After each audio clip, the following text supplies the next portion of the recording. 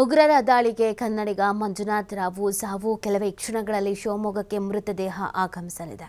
ಅಂತಿಮ ದರ್ಶನಕ್ಕೆ ಮಂಜುನಾಥ್ ಕುಟುಂಬಸ್ಥರು ವ್ಯವಸ್ಥೆಯನ್ನು ಮಾಡಿಕೊಂಡಿದ್ದಾರೆ. ಶಿವಮೊಗ್ಗದ ವಿಜಯನಗರದಲ್ಲಿರುವಂತಹ ಮಂಜುನಾಥ್ ಅವರ ನಿವಾಸ. ಶಿವಮೊಗ್ಗದಲ್ಲಿ ಅಘೋಷಿತ ಬಂದ್ ವಾತಾವರಣ ನಿರ್ಮಾಣ ಆಗಿದೆ. ಮಧ್ಯಾಹ್ನದವರೆಗೆ ಶಿವಮೊಗ್ಗ ನಗರ ಬಹುತೇಕ ಬಂದ್ ಆಗಲಿದೆ. ಬೆಳಗ್ಗೆಯಿಂದಲೇ ಅಂಗಡಿ ಮುಂಗಟ್ಟು ಬಂದ್ ಮಾಡಿ ಗೌರವವನ್ನು ಸಲ್ಲಿಕೆ ಮಾಡಲಾಗ್ತಾ ಇದೆ. ಮಧ್ಯಾಹ್ನದ ಬಳಿಕ ಮಂಜುನಾಥ್ ರಾವ್ ಅಂತ್ಯಕ್ರಿಯೆಯನ್ನು ನೆರವೇರಿಸಲಾಗುತ್ತೆ. ಬ್ರಾಹ್ಮಣ ಸಂಪ್ರದಾಯದಂತೆ ಧಾರ್ಮಿಕ ವಿಧಿವಿಧಾನಗಳು ನೆರವೇರಲಿದೆ.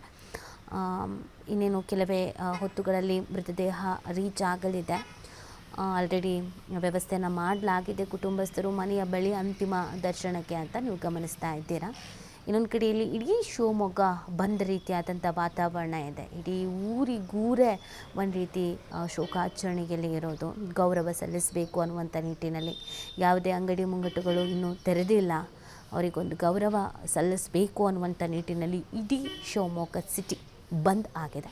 ಮಧ್ಯಾಹ್ನದವರೆಗೂ ಕೂಡ ಬಹುತೇಕ ಇದೇ ಥರದ ವಾತಾವರಣ ಇರುವಂಥ ಸಾಧ್ಯತೆ ಇದೆ. ಯಾಕಂದರೆ ಮಧ್ಯಾಹ್ನ ಅಷ್ಟೊತ್ತಿಗೆ ಈ ಒಂದು ಅಂತಿಮ ಸಂಸ್ಕಾರ ಏನಿದೆ ಅದನ್ನು ಬಗೆಹರಿಸಬೇಕು, ಮುಗಿಸ್ಬೇಕು ಅನ್ನುವಂಥ ನಿಟ್ಟಿನಲ್ಲಿ ಕುಟುಂಬಸ್ಥರು ಪ್ಲ್ಯಾನ್ ಮಾಡಿಕೊಂಡಿದ್ದಾರೆ.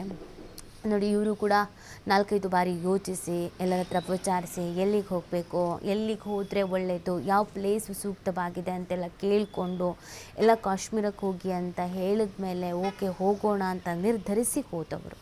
ಇಡೀ ಫ್ಯಾಮಿಲಿ ಒಟ್ಟಿಗೆ ಹೋಗಿದ್ರು. ಅಪ್ಪ, ಅಮ್ಮ, ಮಗ. ಬರುವಾಗ ಇಬ್ಬರೂ ಬರ್ತಾ ಇದ್ದಾರೆ. ಒಬ್ಬರು ಶವಪೆಟ್ಟಿಗೆಯಲ್ಲಿದ್ದಾರೆ. ಇಲ್ಲೂ ಕೂಡ ನೋಡಿ, ಕಣ್ಣು ಮುಂದೆಯೇ ಗಂಡನ ಮೃತದೇಹವನ್ನು ನೋಡಿದ್ದಾರೆ. ಕಣ್ಣು ಮುಂದೆಯೇ ಶೂಟೌಟ್ ಆಗಿರೋದನ್ನು ನೋಡಿದ್ದಾರೆ. ಒದ್ದಾಡೋದನ್ನು ನೋಡಿದ್ದಾರೆ. ಮಗು ಕೂಡ ಕಾಲೇಜಿಗೇನೋ ಹೋಗ್ತಾ ಇದ್ದಾನಂತೆ ಮಗ ಪಾಪ. ಒಂದು ರೀತಿಯಾದಂಥ ಆಘಾತ ಆಗಿರುತ್ತೆ ಮನಸ್ಸಿಗೆ. ತಮ್ಮವರನ್ನು ಕಳ್ಕೊಳ್ಳೋದೇ ಒಂದು ಆಘಾತ. ಅದರಲ್ಲೂ ಕಣ್ಣು ಮುಂದೆ ಇಷ್ಟು ಭೀಕರವಾಗಿ ಬೀಭತ್ಸವಾಗಿ ಎಲ್ಲ ಆಗತ್ತೆ ಅಂತ ಅಂದಾಗ ಅದರಿಂದ ಹೊರಗೆ ಬರೋದಕ್ಕೆ ಅದೆಷ್ಟು ಪ್ರಯತ್ನಗಳನ್ನು ಪಡಬಹುದು ಅಂತ. ಮನೆಯಲ್ಲಿ ಆಗ ಕಾರ್ಯಕ್ಕಿಂತ ಹೆಚ್ಚಾಗಿ ಅಲ್ಲಿ ನಾವು ಚಿತಾಗಾರದಲ್ಲಿ ಕಾರ್ಯ ಜಾಸ್ತಿ ಇದೆ ಅಂತ ನಮ್ಗೆ ಹೇಳಿದ್ದಾರೆ. ಹಾಗಾಗಿ ಅದೆಲ್ಲ ಕೂಡ ನಾವು ಮಾತಾಡಿದ್ದೀವಿ ಸಂಬಂಧಪಟ್ಟ ಧಾರ್ಮಿಕ ವ್ಯಕ್ತಿ ಹತ್ರ. ಜೊತೆಗೆ ಈ ಕಾರ್ಯವನ್ನು ನಡೆಸ್ತಕ್ಕಂಥವರು ಮಂಜುನಾಥ್ ಅವರ ಮಗ, ಅವನಿನ್ನು ಚಿಕ್ಕ ಅಂದರೆ ಹುಡುಗ, ಕಾಲೇಜು ಹುಡುಗ, ಅವನು ಕೂಡ ನೋವಲ್ಲಿದ್ದಾನೆ. ಸೊ ಇದಕ್ಕೆಲ್ಲ ಕೂಡ ಪ್ರತಿಯೊಂದು ಶಾಸ್ತ್ರ ಸಂಪ್ರದಾಯಗಳಿಗೂ ಕೂಡ ಅದರದ್ದೇ ಆದ ನಿಯಮ ಇರುತ್ತೆ, ವಿನಾಯಿತಿಗಳು ಕೂಡ ಇರ್ತವೆ. ಅದನ್ನೆಲ್ಲ ಕೂಡ ಅವರು ನಿರ್ವಹಣೆ ಮಾಡ್ತಾರೆ ಸಂಬಂಧಪಟ್ಟ ಧಾರ್ಮಿಕ ವ್ಯಕ್ತಿಗಳು. ಅವರು ಆಲ್ರೆಡಿ ಅದನ್ನು ಬ್ರೀಫ್ ಮಾಡಿದ್ದಾರೆ. ಅವರ ಮಾರ್ಗದರ್ಶನದಲ್ಲಿ ಸರ್ ನಾವು ಎಲ್ಲ ಮುಂದಿನ ಏನೇನು ದಹನಕ್ಕೆ ಏನೇನು ಆಗಬೇಕು ಅದರ ಬಗ್ಗೆ ಎಲ್ಲ ನಾವು ಕಾರ್ಯಗಳನ್ನು ಮತ್ತು ವ್ಯವಸ್ಥೆಯನ್ನು ಮಾಡ್ಕೊಂಡಿದ್ದೀವಿ. ನಾವು ಮೃತದೇಹ ಮನೆ ತಲುಪಿದ ನಂತರದಲ್ಲಿ ಮನೆ ಒಳಗಡೆ ಸುಮಾರು 1 ಗಂಟೆ ಅಂತ ಹೇಳಿದ್ದಾರೆ. 1 ಗಂಟೆ ಇಲ್ಲಿ ಒಳಗಡೆ ನಮ್ಮ ಕೆಲಸಗಳಿರ್ತವೆ, ಕಾರ್ಯಗಳು. ಕುಟುಂಬಸ್ಥರು ಅಂತಿಮ ನಮನವನ್ನು ಸಲ್ಲಿಸ್ತಾರೆ. ಅದರ ನಂತರದಲ್ಲಿ ಸರ್ ಈಗ ಉದಾಹರಣೆಗೆ 9 ಗಂಟೆಗೆ 9:15ಗೆ ತಲುಪಿದರೆ ಇನ್ನು 10:15 ಆ ಟೈಮ್ ಆಗುತ್ತೆ. ಹಾಗೆ ಅದು depends on there arrival time. ಅದನ್ನು ಎಕ್ಸಾಕ್ಟ್ ಅನ್ನೋ ಟೈಮ್ ಹೇಳೋಕ್ಕಾಗಲ್ಲ. ಸುಮಾರು 1 ಗಂಟೆ ನಮಗಿಲ್ಲಿ ಬೇಕು ಅಂತ ಹೇಳಿದ್ದಾರೆ. ನಂತರದಲ್ಲಿ 12:30ವರೆಗೆ ಕೂಡ ಸಾರ್ವಜನಿಕರಿಗೆ ಅವಕಾಶ ಇದೆ.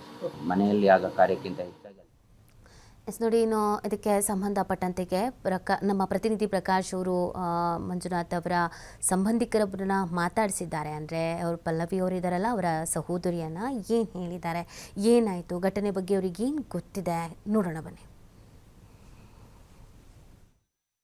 ಶಿವಮೊಗ್ಗದ ನೆಹರು ವೃತ್ತದ ಬಳಿ ಈಗಾಗಲೇ ಪಾರ್ಥಿವ ಶರೀರಕ್ಕೆ ಇಲ್ಲಿ ಅವರ ಸಂಬಂಧಿಕರು ಕಾಯ್ತಾ ಇದ್ದಾರೆ. ನಮ್ಮ ಜೊತೆಗೆ ಅವ್ರ ಸಂಬಂಧಿಕರಿದ್ದಾರೆ. ಮೇಡಮ್, ನೀವು ಅವ್ರಿಗೆ ಏನಾಗಬೇಕು, ಜೊತೆಗೆ ಅವರ ನಿಮ್ಮ ಅವಿನೋಭಾವ ಸಂಬಂಧ ಹೇಗಿತ್ತು ಮೇಡಮ್?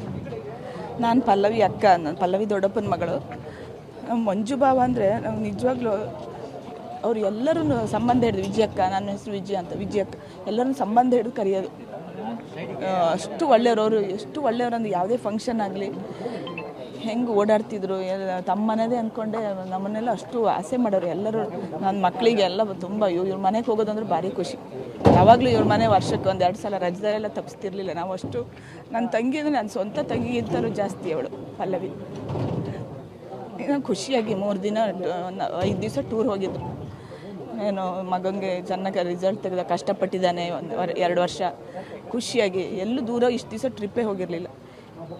ಈಗ ಆರಾಮಾಗಿ ಹೋಗಿ ಬರ್ತೀವಿ, ಎಂಜಾಯ್ ಮಾಡ್ಕೊಂಡು ಬರ್ತೀವಿ ಅಂತ ಹೋದರು. ಈ ಥರ ಮೊನ್ನೆವರೆಗೂ ಖುಷಿಯಾಗೇ ಇದ್ರು, ಫೋಟೋ ಎಲ್ಲ ಶೇರ್ ಮಾಡಿದರು. ಮೊನ್ನೆ ಈ ಥರ ಮೊನ್ನೆ 2ವರೆಗೆ ಈ ಥರ ಆಯಿತು. ನಮಗೆ 3 ಗಂಟೆಗೆ ಗೊತ್ತಾಯಿತು ವಿಷಯ. ನಾವು ಟಿ ವಿನಲ್ಲಿ ಹಬ್ಬ ಸದ್ಯ ಅದು ಆ ಥರ ಅಲ್ಲದೇ ಇದ್ದರೆ ಸಾಕಪ್ಪ, ಸುಮ್ಮನೆ ಇಂಜುರಿ ಆದರೂ ಹೆಂಗೋ ಹಾಸ್ಪಿಟ್ಲಿಗೆ ಇರೋಗಿ ಹೆಂಗಾರು ಮಾಡ್ಬೋದು, ಪ್ರಾಣ ಒಂದು ಹೋಗದೇ ಇರೋ ಸಾಕು ಅಂತ ಬೇಡ್ಕೊತಿದ್ವಿ. ಆದರೆ ನಾವು ಟಿ ವಿನಲ್ಲೇ ಬಂದುಬಿಡ್ತು. ನಾವು ಫೋನೆಲ್ಲ ಮಾಡಿ ಸ್ವಿಚ್ ಆಫ್ ಆಯ್ತು, ಫೋನ್ ಸಿಗಲಿಲ್ಲ ಅವಳಿಗೆ. ಟಿ ವಿಯಲ್ಲೇ ಬಂದುಬಿಡ್ತು ಮಂಜುನಾಥ್ ಸಾವು ಅಂತ. ದೊಡ್ಡ ಆಘಾತ. ಈ ಥರ ಯಾರಿಗೂ, ನಮ್ಮ ತಂಗಿಗಾದಂಗೆ ಯಾರಿಗೂ ಆಗಬಾರ್ದು ಸರ್. ನಾನು ಸರ್ಕಾರಕ್ಕೆ ಬೇಡ್ಕೊಳ್ಳೋದೇನೆಂದರೆ ಹಾಕ್ಬೇಕು ಈ ಉಗ್ರಗಾಮಿಗಳನ್ನು. ಯಾಕಂದರೆ ಈಗ ಒಂದು 4 ಜನ ಸಾಯಿಸ್ತಾರೆ, ಆಮೇಲೆ ಹಂಗೆ ಸುಮ್ಮನೆ ಇರ್ತಾರೆ. ಇನ್ನು ಯಾವತ್ತು 1 ವರ್ಷ 2 ವರ್ಷ ಬಿಟ್ಟು ಮತ್ತೆ ಹಿಂಗೆ ಇಲ್ಲಿ ಅವ್ರು ಇರಲೇಬಾರ್ದು, ಉಗ್ರಗಾಮಿಗಳು ಅಂತ ಇರಲೇಬಾರ್ದು. ಬುಡ ಸಮೇತ ಕಿತ್ತು ಹಾಕಬೇಕು. ಅದೊಂದು ಮಾಡಿದ್ರೆ ಸಾಕು. ನಾವು ಬಡ ದೇಶ ಪರವಾಗಿಲ್ಲ, ನಮ್ಮ ದೇಶ ಬಡವಾಗಿರಲಿ, ನಾವು ಬಡತನದಲ್ಲೇ ಬದುಕ್ತೀವಿ. ಈ ಥರ ಆಘಾತ ಒಂದು ಯಾರಿಗೂ ಆಗಬಾರ್ದು. ಇದನ್ನು ಹೆಂಗೆ ಫೇಸ್ ಮಾಡಿದ್ ಈಗ ಬರ್ತಿದ್ದಾರೆ ಖುಷಿಯಾಗಿ ಗಂಡ ಹೆಂಡ್ತಿ ಮಗ ಟೂರ್ ಮುಗಿಸ್ಕೊಂಡು ಬರೋ ಟೈಮ್ ಇದು. ಇವತ್ತೇ ಬರ್ತಿದ್ದವರು 24ನೇ ತಾರೀಕು. ಈಗ ಈ ಥರ ಡೆಡ್ ಬಾಡಿ ಬರುತ್ತೆ ಅಂದರೆ ಹೆಂಗೆ ಫೇಸ್ ಮಾಡೋದು? ದೇವರೇ ಅವರಿಗೆ ಶಕ್ತಿ ಕೊಡಬೇಕು. ಅವರ ಅಮ್ಮಗೆ, ಪಲ್ಲವಿ ಅತ್ತೆಗೆ ಎಲ್ಲ ಅವರೇ ಶಕ್ತಿ ಕೊಡಬೇಕು. ವಯಸ್ಸಾದವರು ತುಂಬ ಕನಸುಗಳನ್ನ ಇಟ್ಕೊಂಡಿದ್ರು. ಮಗನ ಎಕ್ಸಾಮ್ ಮುಗಿದ್ಮೇಲೆ ಟ್ರಿಪ್ ಹೋಗಿದ್ರು, ಸಾಕಷ್ಟು ಕನಸುಗಳನ್ನ ಇಟ್ಕೊಂಡಿದ್ರು. ಅವ್ರ ಕನಸು ನುಚ್ಚುನೂರಾಗಿದೆ. ಆದರೆ ಬಟ್ ಈಗ ಯಾವೆಲ್ಲ ರೀತಿ ಎಕ್ಸ್ಪೆಕ್ಟ್ ಮಾಡ್ತೀರಿ ಅಂತ ಅವರ ಮೃತದೇಹ ಬರ್ತಾ ಇದೆ, ಏನು ಮಾಡಲಿಕ್ಕೆ ಆಗ್ತಾ ಇಲ್ಲ. ಅವ್ರ ಅಮ್ಮ ನೋಡಿದರೆ ಕಣ್ಣೀರಲ್ಲಿ ಕೈ ತೊಳಿತಾ ಇದ್ದಾರೆ. ಹೌದು, ಹುಡುಗ ಪಾಪ ಇನ್ನು ಚಿಕ್ಕವನು, 2nd PUC ಆಗಿರೋದು. ಈಗ ಅವನೇ ಎಲ್ಲ ಅಪ್ಪನ ಕಾರ್ಯ ಮಾಡಬೇಕು. ಈಗ 2 ದಿವಸದಿಂದ ಅದು ಹೆಂಗೆ ಸ್ವಲ್ಪ ಇದೆ, ಅವನಿಗೆ ಶಾಕ್ ಆಗಿದೆ. ನಾವು ಟಿ ವಿನಲ್ಲೇ ನೋಡಿದ್ವಿ, ಅವ್ನು ಹೆಂಗೋ ಶಾಕ್ ಆಗಿ ತುಂಬ ನೋಡೋಕ್ಕೆ ಆಗ್ತಿರಲಿಲ್ಲ. ಈಗ ಬಂದು ಅವನ ಅಪ್ಪನ ಕಾರ್ಯ ಎಲ್ಲ ಮಾಡ್ಬೇಕು ಸಂಜೆವರೆಗೂ. ಭಟ್ರೆ ಪುರೋಹಿತರು ಹೆಂಗೆ ಹೇಳ್ತಾರೆ ಹಂಗೆ ಮಾಡ್ತಾನೆ. ಪಾಪ ಮಗು ಮಾಡಬೇಕಲ್ಲ, ಚಿಕ್ಕ ಮಗು. ಅಪ್ಪನ ಕಾರ್ಯ ಇನ್ನು ಮುಂದೆ ಅವನು ಎಜುಕೇಷನ್ ಓದಬೇಕು. ಅವನು ಅಪ್ಪ ಇಲ್ಲ, ಅಪ್ಪ ಮಗ ಅಂದರೆ ಅಷ್ಟು ಚೆನ್ನಾಗಿದ್ರು. ಅವನಿಗೆ ಅಪ್ಪ ಅಂದ್ಬಿಟ್ಟು ಸರ್ ಅದು ಹೆಂಗಿರ್ತಾನೋ ಮುಂದೆ ಗೊತ್ತಿಲ್ಲ ಸರ್. ಸರ್ಕಾರಕ್ಕೆ ಕೊನೆಯದಾಗಿ ಏನು ಹೇಳಲಿಕ್ಕೆ ಬಯಸ್ತೀರಿ ಕೇಂದ್ರ ಸರ್ಕಾರಕ್ಕೆ? ಕೇಂದ್ರ ಸರ್ಕಾರ ನಾನು ಬೇಡೋದಿಷ್ಟೇ, ಈ ಥರ ಯಾರಿಗೂ, ಭಾರತೀಯರು ಯಾರಿಗೂ ಆಗಬಾರ್ದು. ಇಷ್ಟೊಂದು ಆಘಾತ, ಈ ಆಘಾತ ಯಾರಿಗಾರು ತಡ್ಕೊಳಕ್ಕಾಗತ್ತಾ ಸರ್? ಈ ಥರ ಆಗಲೇಬಾರ್ದು. ಬುಡ ಸಮೇತ ದಯವಿಟ್ಟು ಬುಡ ಸಮೇತ ಈ ಮೂಲಕ್ಕೆ ಅವರು ನಾಶ ಮಾಡಬೇಕು ಉಗ್ರಗಾಮಿಗಳನ್ನು. ಸರಿ ಹೋಯ್ತು, 4 ಜನಿಗೆ ಸಾಯಿಸ್ತಾರೆ, ಇನ್ನೊಂದಷ್ಟು ಹುಟ್ಕೊತಾರೆ ಅವರು.